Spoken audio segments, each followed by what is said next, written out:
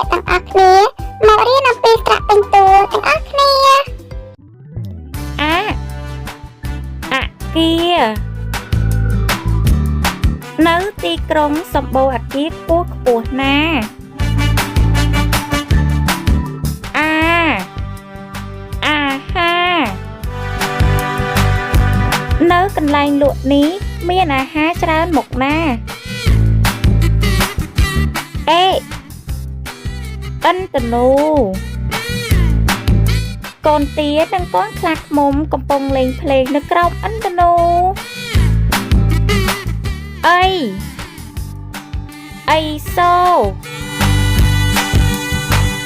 ីសូកំពុងសមាធិ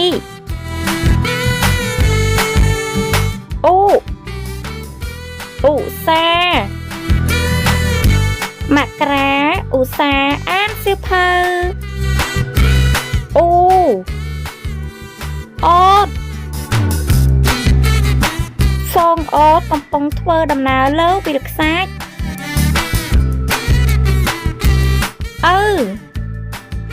ឪម៉ាល់ហ្វងឪម៉ាល់កំពុងតែធ្វើសម្បុក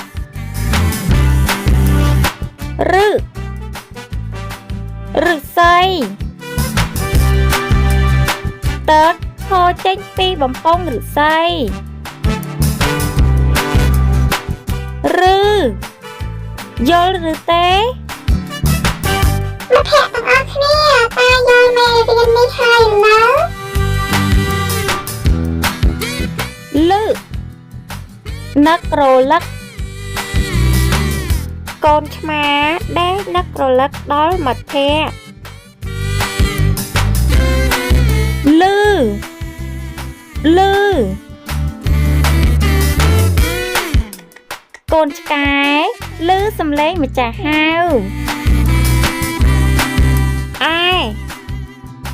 ឯកា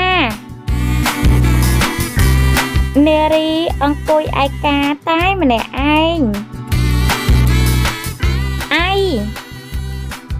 អីដោអាកា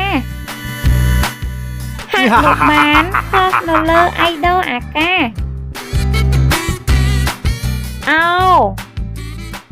ឱសថនៅឱសថស្ថានីយ៍សម្បូរថ្នាំណាស់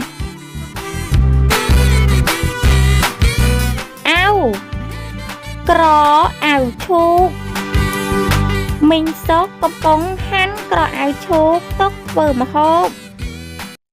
ដើម្បីទទួលបានវីដេអូថ្មីៗជាបន្តទៀតសូមប្រិយមិត្តជួយចុច Subscribe ម្នាក់មួយផងសូមអរគុណ